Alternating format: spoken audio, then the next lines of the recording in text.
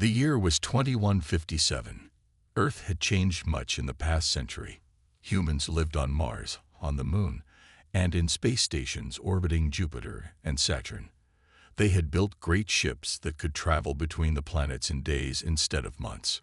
Commander Ethan Powell stood on the bridge of the Horizon *, the newest and fastest ship in the United Earth Navy. He was tall with short brown hair and eyes that had seen the wonders of the solar system. Today, he hoped to see even more. "All systems ready, Commander," said Lieutenant Amy Grant, her fingers moving quickly across the control panel. "We are prepared to make the jump to Taw City." Ethan nodded and looked at the main screen. The stars shone bright against the darkness of space. His ship carried 30 of Earth's best scientists. Their mission was simple: study the planets around Taw City, the nearest sun-like star to Earth, and see if any could support human life. "Begin the jump sequence," Ethan ordered. The ship hummed as its engines powered up. There was a moment of strange pressure, a flash of light, and then the view changed. A yellow star, much like Earth's sun, now filled the main screen. "Jump successful," Amy reported. "All systems normal." For 3 days, the Horizon * moved through the Taw City system. The scientists found 2 planets that might one day support human colonies. On the 4th day, everything changed. "Commander, I'm picking up an unknown object," said Kyle Hudson, the sensor operator. His voice was tense. "It's big, sir, really big, and it's moving toward us." Ethan felt his heart beat faster. "Show me." The screen changed to show a massive ship. It was unlike anything humans had built. Its surface gleamed with a metal that seemed to shift colors as it moved. "Are they sending any messages?" Ethan asked. Communications Officer Maria Diaz shook her head. "No, sir." "Wait. Yes. We're receiving a transmission. I don't understand the language, but our computers are trying to translate it." Minutes passed as the alien ship drew closer. The crew of the Horizon * watched in silence, a mix of fear and wonder on their faces. "Translation complete," Maria finally said. "They're saying, 'Greetings, travelers from Earth. We are the Xeraxians. We have been watching your world for some time. We come in peace and wish to establish contact.'" Ethan took a deep breath. "Send this reply. We return your greetings and welcome the chance to meet with you peacefully." The next few hours were tense. The Xeraxian ship matched course with the Horizon *. More messages were exchanged. The aliens explained they were part of something called the Galactic Council, a group of 17 different species that work together to explore and govern the galaxy. "They want to meet with us, sir," Maria said. "They've invited us to send representatives to their council." When the Horizon * returned to Earth, its news changed human history forever. Humans were not alone in the universe. There were many intelligent species among the stars, and they had invited Earth to join them. Olivia Martinez was chosen as Earth's first ambassador to the Galactic Council. She was smart, calm, and had worked as a diplomat for 20 years. As she prepared for her journey, Ethan briefed her on everything he had learned about the Xeraxians. "They seemed friendly enough," he told her. "But there was something careful about them. Like they were measuring everything they said." Olivia nodded. "That's why they're sending me, to figure out what they really want." 6 months later, Olivia stood before the Galactic Council. Representatives of 17 alien species sat in a great circular chamber. Some looked almost human. Others were so strange she could hardly believe they were alive at all. Most welcomed her warmly, but the Vendari, tall beings with pale blue skin and 6 fingers on each hand, watched her coldly. "Humans have developed faster than any species we have encountered," said the Vendari representative. "In just a few hundred years, you have gone from simple machines to space travel. This is concerning." Olivia smiled politely. "We are eager to learn from the wisdom of the Council. Earth hopes to be a valuable member of your galactic community." The Vendari did not smile back. And as the meetings continued in the days that followed, Olivia began to understand that not everyone in the galaxy was happy that humans had joined the cosmic conversation. 2 years passed since humans first met the aliens. Earth had changed in that time. People now looked at the night sky differently, knowing there were others out there. Some felt excited, others afraid. Captain Daniel Wright stood next to Ambassador Olivia Martinez as their ship approached the massive space station where the Galactic Council met. Daniel was a military man with 20 years of service to Earth. His job was to keep Olivia safe and to observe everything with a soldier's eye. "Nervous?" he asked Olivia. She smoothed her formal blue suit. "A little. Today we become an official member of the Galactic Council, even if it's only as a probationary member." Daniel nodded. He didn't fully trust these aliens, especially the Vendari. Something about their cold eyes bothered him. The council chamber was even larger than Daniel had imagined. 17 different alien species sat in curved rows, with the oldest members at the top. Humans, as the newest species, would sit at the bottom once accepted. The Zyraxian leader, Coulter, spoke first. "We welcome our friends from Earth. Today marks a historic moment, as we invite the 18th species to join our ancient alliance." Many aliens made sounds of agreement. The Vendari remained silent. Olivia stepped forward to speak. She talked about Earth's hopes for friendship, trade, and learning from the older species. The alien seemed pleased with her words. Then Coulter raised his hand.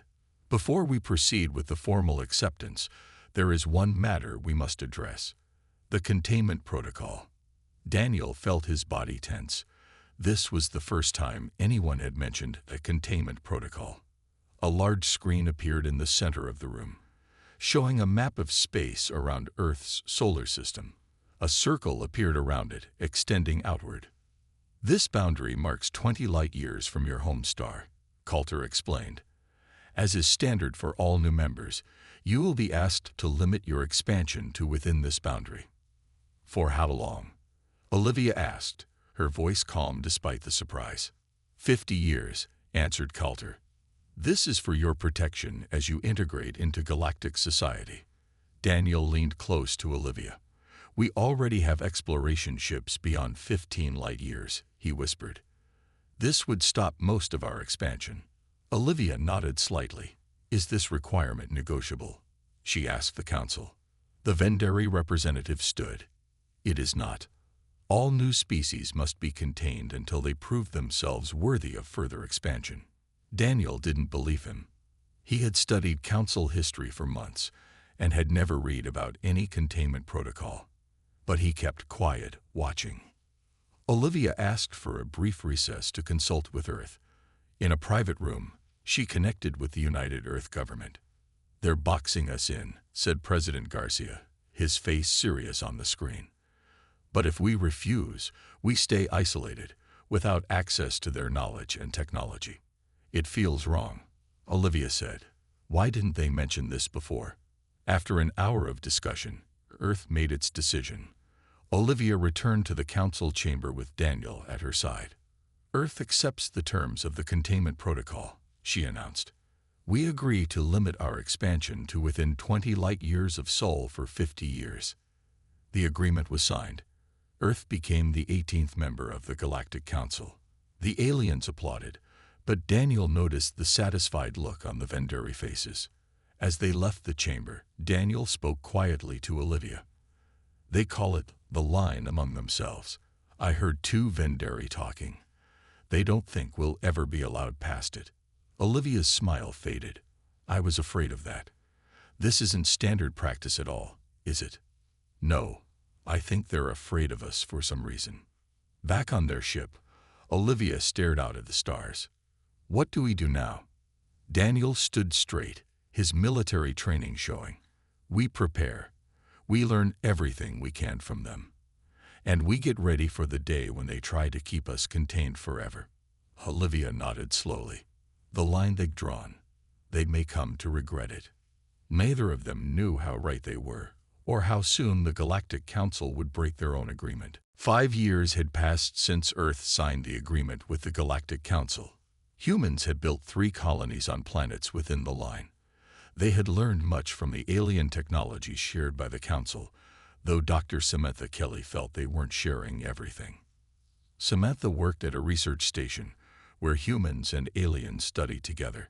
She was smart, curious, and didn't like when things didn't make sense. Today, something didn't make sense. This data doesn't match what they told us, she said to herself as she looked at her screen. The files showed that the Vendari had visited Earth's solar system many times over the past 500 years, not just recently as they claimed. She copied the files quickly before anyone saw her. Later that day, she called her friend, Lieutenant Ryan Jackson. Ryan had served on 3 space missions and now worked as security at the same research station. "I need to show you something," Samantha said when they met in her small apartment. "But you can't tell anyone about it." Ryan nodded. He trusted Samantha. They had been friends since college. "What did you find?" She showed him the files. "The Vendari have been watching Earth for centuries, and look at this part." She pointed to a section of text. "They've done this before to other species. They call it containment and suppression." Ryan's face grew serious. "What does that mean?" "I think they find species with potential and then limit them. Keep them from growing too powerful." She opened another file. "Look at this list. 12 species that were contained and then later disappeared from Council records." "Disappeared how? Did they leave the Council?" Samantha shook her head. "The records don't say. They just stopped being mentioned." Over the next few weeks, Samantha and Ryan dug deeper. They found more hidden files and pieced together a disturbing pattern. The Vendari had a long history of finding promising species and then limiting their growth. Some species eventually joined the Council fully. Others vanished from the records. Ryan used his security clearance to access more restricted areas. He found a secret communication channel the Vendari used. He couldn't understand their language, but he copied the data for Samantha to study. "I've translated some of it," she told him one night. "They're worried about humans. They say we develop technology too quickly. They call us the threat. But we've honored the agreement. We've stayed inside the line. It doesn't matter. They still see us as dangerous." She pulled up a star map. "And look at this. 3 supply ships have vanished near the line in the past month." Ryan frowned. "That wasn't reported." "Are you sure?" "Yes. And communications with the outer colonies have had strange interruptions. Data from our science outposts near the line is being corrupted."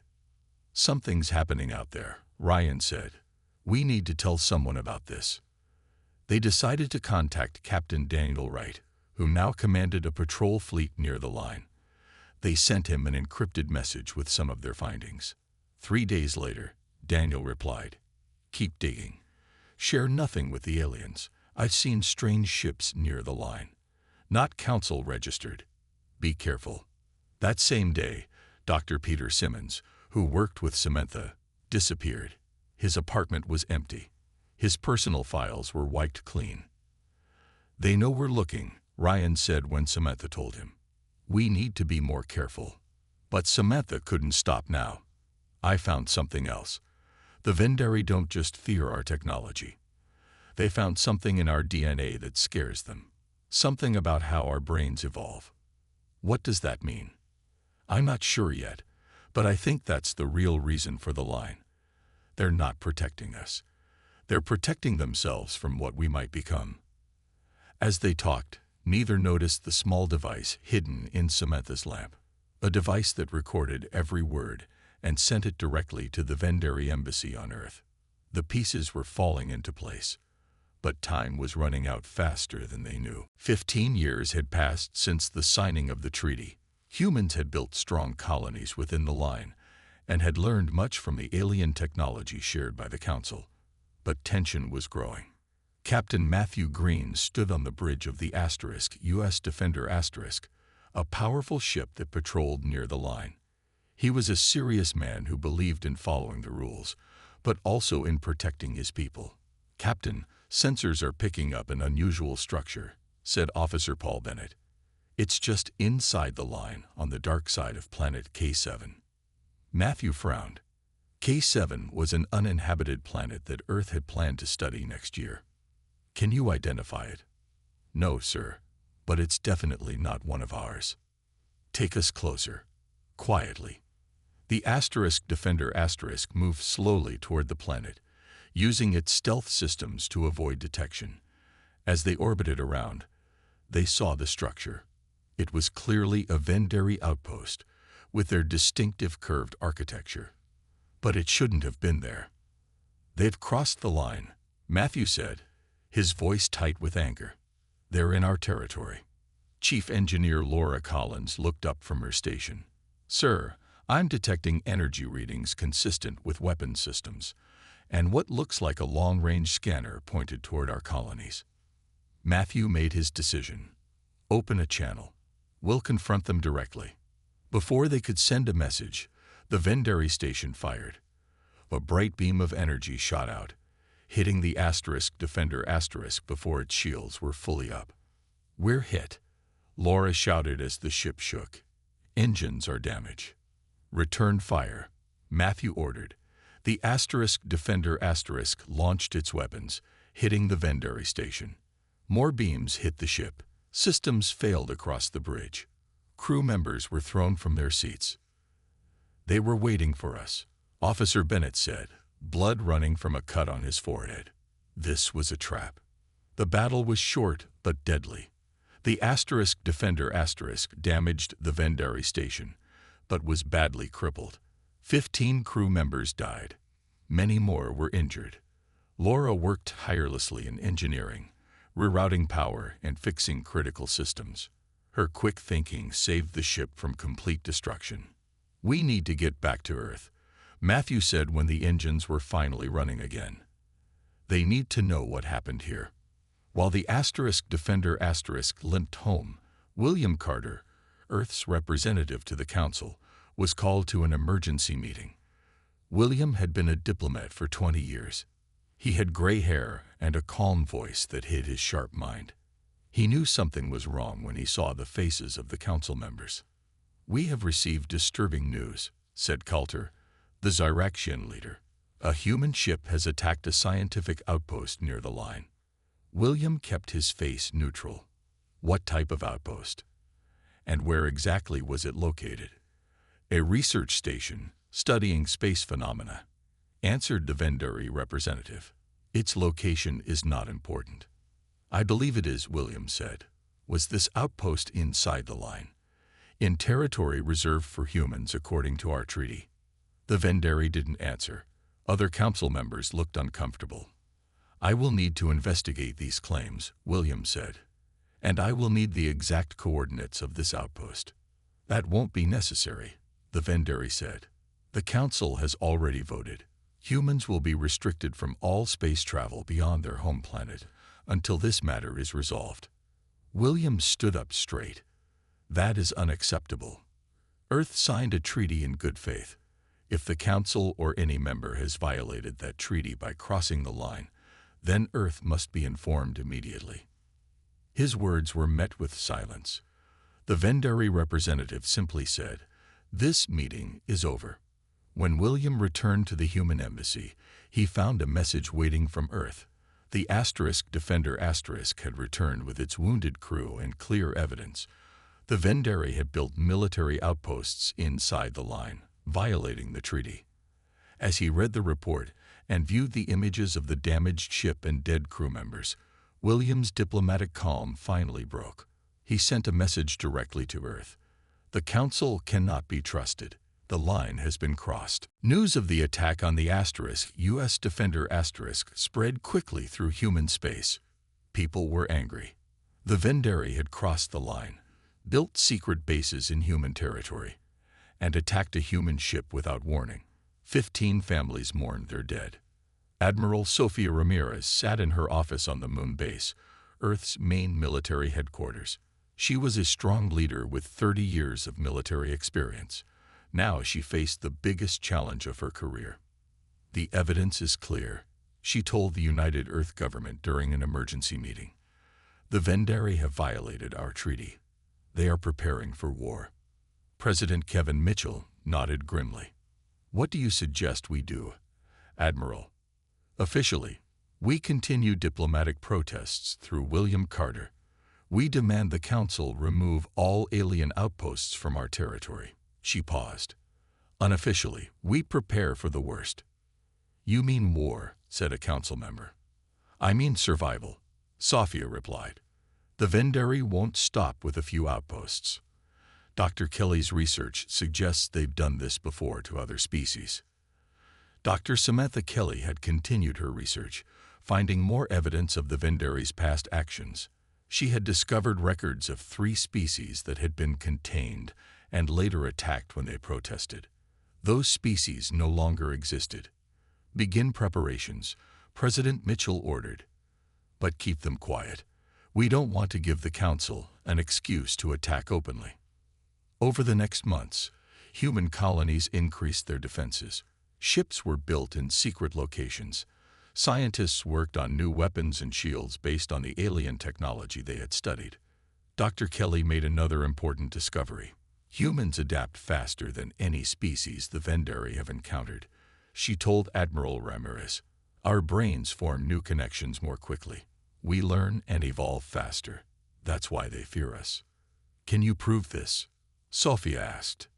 Yes, I've compared our neural development to other species. We're different. Special. This information spread through human space, increasing people's determination. They would not be contained. They would not disappear like those other species. 3 human scientific outposts near the line were attacked in the same week. The attackers wore plain black ships with no markings, but their weapons were clearly Vendari design. 42 more humans died. The outposts were destroyed. When William Carter presented evidence of these attacks to the Council, the Vendari representative called it unfortunate pirate activity and suggested humans weren't ready for the dangers of space. William sent a secret message to Earth. They won't listen. They are planning something bigger. Admiral Ramirez met with her top commanders. We can't wait any longer. The next attack could be on a colony or even Earth itself. Captain Daniel Wright, now a senior military advisor, agreed. Our intelligence suggests the Vendari are gathering a fleet just beyond the line. If we wait for them to cross, it might be too late. Sophia made her decision. Prepare Operation Firestorm. We strike first, but only at military targets. I want all those illegal bases destroyed. As the human fleet prepared, the people of Earth and its colonies stood together. Fear turned to anger. Anger turned to determination. In her lab, Dr. Kelly finished her work on a new defense system based on human neural patterns. The Vendari think our minds make us dangerous, she told her team. They're right. On their ships, human soldiers remembered the dead from the Defender and the science outposts. They checked their weapons and waited for orders. In his office on the Galactic Council station, William Carter packed his personal items. He had sent his final message to Earth. Diplomacy has failed. The Council has chosen sides. Admiral Ramirez stood on the bridge of her flagship, the Defiance *. Send the message to all ships, she ordered. Operation Firestorm begins in 6 hours. The time for talking was over. Humanity's rage was about to erupt. 20 years had passed since humans signed the treaty with the Galactic Council. Now, the entire human fleet was on the move. 100 ships, large and small, crossed the line in formation. Their mission: destroy the illegal Vendari bases in human territory. Admiral Ramirez sent one final message to Earth before communications went silent. Operation Firestorm has begun. May God help us all. Captain Jason Vega led the Special Operations Team on the fastest ship in the fleet, the Shadow *. He was young but experienced, with dark eyes that missed nothing. His team of 12 soldiers were the best Earth had to offer. Our target is the command center on planet K7, he told them as they approached. We don't destroy it. We capture it. Intelligence believes it contains plans for the full Vendari invasion. The Shadow slipped past the Vendari defenses using technology developed by Dr. Kelly. It bent light around the ship, making it nearly invisible. "They don't see us," said pilot Kim Jackson with a small smile. "Just like we practiced." The ship landed silently in a valley 3 miles from the Vendari base. Jason and his team moved out, wearing the new combat suits that enhanced their strength and speed. "Remember," Jason said as they approached the base, "we need their data intact. Set weapons to stun where possible." The attack was swift and precise. The Vendari guards fell quickly, surprised by the sudden appearance of humans inside their supposedly secret base. Jason's team moved through the complex, securing each section. "Command center ahead," said Sergeant Olivia Chen, checking her scanner. 6 Vendari inside." Jason nodded. "Flash grenades first, then we go in fast." The grenades temporarily blinded the Vendari. Jason's team stormed in, stunning 5 of the aliens before they could react. The 6th, wearing the uniform of a commander, reached for a control panel. "Stop him," Jason yelled. Olivia fired her weapon. The Vendari commander fell, his hand inches from the button that would have destroyed all the data. "Secure the room," Jason ordered. "Scott, get to work on those computers." Lieutenant Scott Bailey was their technology expert. He connected his device to the Vendari systems and began downloading data. "Captain, you need to see this," he said after a few minutes. "It's worse than we thought." Jason looked at the screen. It showed detailed plans for a full-scale Vendari invasion of human space. 50 attack points were marked, including Earth itself. The invasion was scheduled to begin in just 2 days. "Download everything," Jason ordered. "We need to get this to Admiral Ramirez immediately." Across human space, Operation Firestorm was succeeding. The human fleet destroyed 17 illegal Vendari bases. Admiral Ramirez's flagship, the Defiance led the largest battle group to the edge of the line, where they engaged a Vendari battle fleet that was preparing to invade. The battle was fierce. Human ships, smaller but faster, darted around the larger Vendari vessels. They used tactics the Vendari had never seen before, attacking from multiple directions at once. "They underestimated us," Sophia said as she watched the battle unfold. "They thought we would be easy to defeat." On her command screen, she could see all the battles happening across human space. Most were going well, but there were losses too. 3 human ships had been destroyed. Hundreds of brave men and women had died. When Jason's team returned with the invasion plans, Sophia called an emergency meeting with all ship captains. "The situation has changed," she told them, her face serious on their screens. "We now have proof the Vendari plan to attack all human worlds, including Earth. This was not just about a few illegal bases. This was about our extinction." She showed them the plans Jason had captured. The captains' faces grew hard with anger as they understood what the Vendari had intended. "We have stopped their immediate invasion," Sophia continued. "But this isn't over. The Council must answer for this betrayal. We must show them that humans will not be contained, will not be eliminated." Captain Daniel Wright spoke up. "What are you suggesting, Admiral?" Sophia's eyes were like steel. "We take the fight to them. We push into Vendari space." The captains were silent for a moment. Then, one by one, they nodded. Operation Firestorm had succeeded. Now, Operation Righteous Fury would begin. The human fleet moved deeper into space, beyond the line that had contained them for 20 years. This time, they weren't exploring. They were fighting for their right to exist. Admiral Sofia Ramirez stood on the bridge of the Defiance watching as her ships formed up around her. 120 vessels, from small fighters to massive carriers. The largest fleet humans had ever built. "Set course for the Vendari homeworld," she ordered. "Not to destroy, but to show our strength." The fleet jumped through space, using technology that Dr. Kelly had improved based on alien designs. They moved faster than the Vendari thought possible. As they traveled, they'd broadcast a message to all species in the Council. It included the evidence they had found, the illegal bases, the planned invasion, the records of other species that had been contained and then destroyed. "We do not want war with the Galactic Council," Sophia's message said. "Our fight is with those who broke our treaty and planned our destruction. We ask all peaceful species to stand aside." The Ziraxians, who had first contacted Earth, were the first to respond. "We did not know of the Vendari plans," their leader Coulter said. "This violates the core values of the Council." 3 other species quickly joined the Ziraxians in condemning the Vendari actions. They pulled their ships away from the coming battle. Commander Nathan Becker led a squadron of fighters at the front of the fleet. His parents had died in the first Vendari attack on a science outpost. Now he would see justice done. "Multiple Vendari warships ahead," he reported as they approached the Vendari system. "They're forming a defensive line. Engage only those who fire first," Admiral Ramirez ordered. "Remember, we are here to show strength, not to destroy."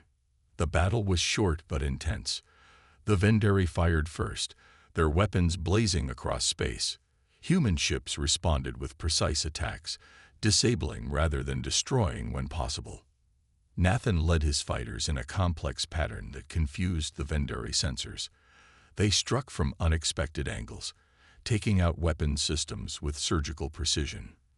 "Their flagship is disabled," he reported. "Their fleet is breaking formation." On the Galactic Council station, emergency alarms sounded.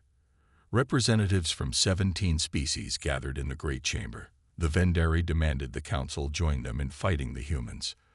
"They have invaded our space," the Vendari representative shouted. "This proves they are too dangerous to be allowed freedom." William Carter, who had stayed to witness the proceedings, stood up. "We invaded after discovering your planned attack on all human worlds. We invaded after you violated our treaty by crossing the line. We invaded to survive." He played the evidence for all to see. The council chamber grew silent as the truth became clear. "The Vendari have violated our most sacred principles," Coulter said at last. "They have used the council to support their own fear and aggression." One by one, the other species withdrew their support from the Vendari. 7 council members formally condemned their actions. In orbit around the Vendari homeworld, Admiral Ramirez received a message from the council. They proposed new terms. Humans would have the same rights as all other species, with no special restrictions. The Vendari would pay for the damage they had caused. Those who had planned the illegal actions would face justice. "Your terms are accepted," Sophia replied. "The line is no more." 1 month later, Commander Nathan Becker represented humanity at the signing of the new treaty. He stood tall in his dress uniform, thinking of his parents and all others who had died. "Humanity accepts its place in the galactic community," he said to the assembled representatives, "not as a contained species, but as equals. The line you drew around us is gone forever." As he spoke, human ships were already exploring new star systems, pushing farther into the galaxy. Scientists were sharing discoveries with friendly alien species. Earth's colonies were growing stronger. The Vendari had feared what humans might become. Now they would witness it firsthand.